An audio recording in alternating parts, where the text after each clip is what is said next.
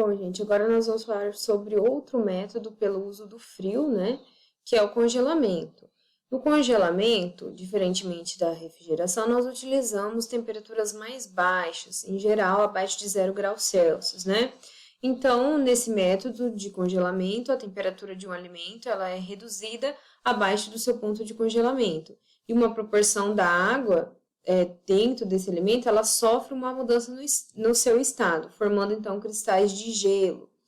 Então, o congelamento ele é considerado um dos melhores métodos de conservação de alimentos a longo prazo, porque os alimentos congelados eles vão resistir um tempo maior, principalmente quando nós comparamos com os alimentos refrigerados.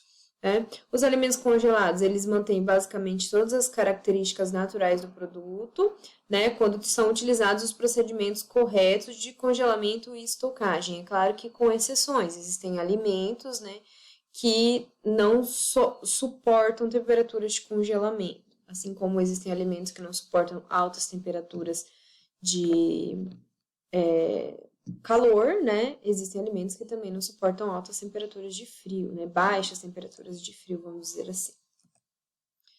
Então, o uso do congelamento, ele impede o aproveitamento da água presente no alimento pelos micro-organismos, né? Porque ele vai congelar essa água. Então, nesse tipo de método, a atividade enzimática, ela continua atuando, porém, ela tem uma velocidade bem menor. E quanto mais baixa a temperatura do armazenamento, né, do congelamento, maior será a vida útil do produto alimentício. Em geral, utilizam-se temperaturas médias de menos 10 a menos 40 graus Celsius, né? O congelamento, gente, ele pode ser de duas formas. Pode ser um congelamento lento e um congelamento rápido. O que é o congelamento lento? É um processo demorado, né? Como o próprio nome diz, ele dura de 3 a 12 horas. Então, a temperatura daquele alimento, ela vai diminuindo gradativamente até chegar ao valor que eu quero, né? Então, os cristais de gelo, eles são formados nos espaços intracelulares, né, dos alimentos, forçando a migração da água do interior da célula para esses espaços. No momento que eu descongelo esses alimentos, grande parte, né, desses fluidos extracelulares acabam sendo liberados, o que provoca alterações na qualidade nutricional e organoléptica desses produtos. Lembra, eu expliquei isso para vocês na sala de aula com relação ao tamanho dos cristais de gelo. No congelamento lento, os cristais de gelo são muito grandes, eles acabam rompendo as paredes celulares das células e quando eu descongelo esse produto, né, ocorre algumas alterações na qualidade nutricional e organoléptica. Isso depende, é claro, do produto.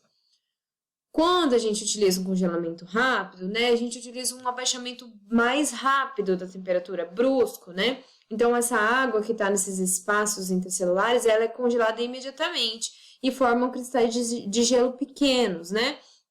Então, esse processo é o ideal, porque quando esse alimento é descongelado, a condição original, né, que o alimento estava e depois foi descongelado, ele tem uma perda mínima, né?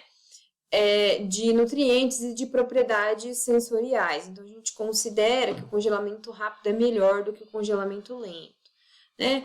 O congelamento rápido, ele envolve temperaturas de menos 25 graus Celsius com circulação de ar e menos 40 graus Celsius sem circulação de ar, né? Então, após esse congelamento rápido, o produto em geral é armazenado a menos 18 graus Celsius.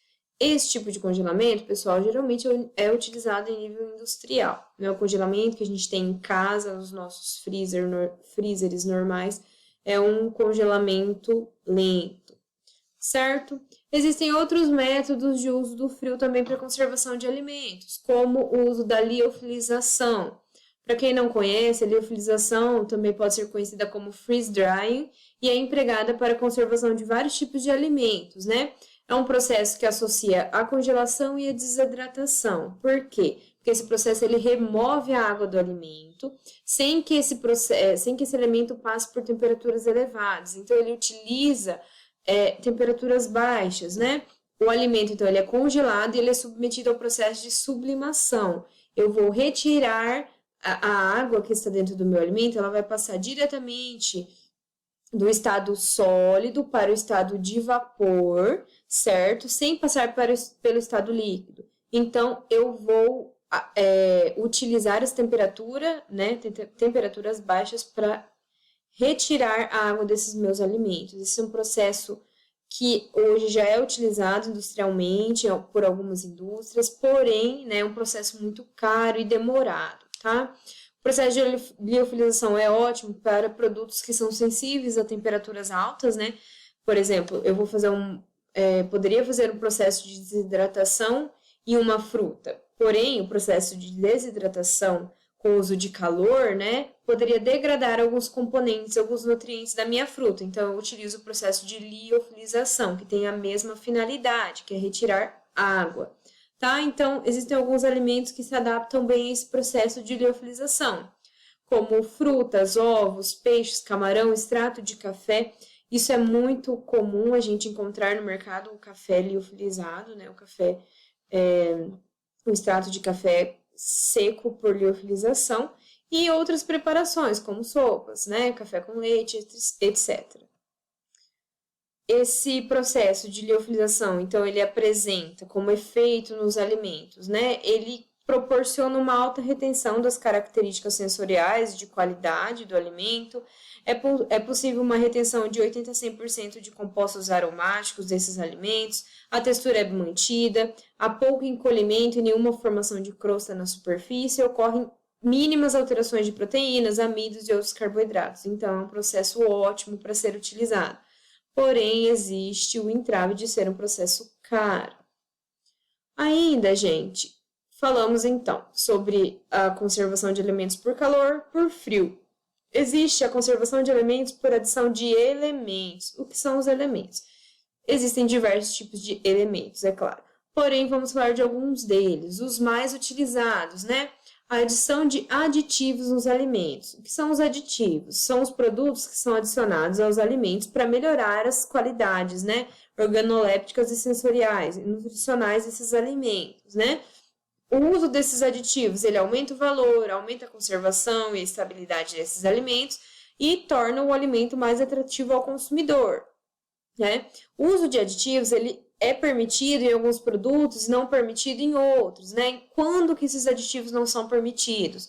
Quando eles forem desfavoráveis para o valor nutricional daquele alimento, quando ele apresenta toxicidade real ou potencial para o consumidor, quando ele é utilizado para encobrir falhas no processamento ou técnicas, ou para induzir o consumidor ao erro, engano ou confusão. Então, nesses casos, não é permitido o uso de aditivos em alimentos. Pessoal, eu trouxe aqui alguns aditivos que são adicionados na indústria, tá? Eu vou falar um pouquinho sobre cada um deles para o conhecimento de vocês, né? Temos os aditivos que são agentes de massa. Eles proporcionam um aumento de volume, de massas alimentícias, não contribuem significativamente para o valor energético do alimento. Então, esses agentes, eles são utilizados em produtos, né, de massas. Os agentes anti-espumantes, eles são substâncias que previnem ou reduzem a formação de espuma. Então, em alguns alimentos, é interessante que a gente reduza essa formação de espuma. Aí, nós vamos adicionar esses aditivos anti-espumantes. Temos os anti-umectantes. O que são os anti-umectantes? São substâncias que são capazes de reduzir a higroscopicidade dos alimentos. O que é isso? Reduzir a tendência daquele alimento a absorver a água, né? Então, a absorver água ou a aderir outras ou partículas individuais, certo? Então, esse anti-umectante é utilizado para reduzir essa tendência de adesão de alguns produtos. Os antioxidantes são produtos bem conhecidos, são aditivos bem conhecidos, que são utilizados principalmente, né, para retardar o aparecimento de alterações oxidativas nos alimentos. Então, são aditivos que são muito, muito utilizados. Os aditivos corantes, né, são substâncias que vão conferir cor, né, ou intensificar a cor, ou restaurar a cor de um alimento. Muitas vezes, alguns alimentos no processo, eles podem perder um pouco de sua cor original. Então, os corantes são utilizados para tornar aquele alimento mais atrativo para o consumidor. E os conservadores, os aditivos conservadores, eles impedem ou retardam alterações dos alimentos, que podem ser provocadas por micro-organismos ou por enzimas. Esses aditivos são muito utilizados também a nível industrial, porque, né, o ato de conservar é muito importante. Então, a gente precisa desses conservadores para que esses alimentos tenham uma vida útil maior dentro da cadeia alimentícia.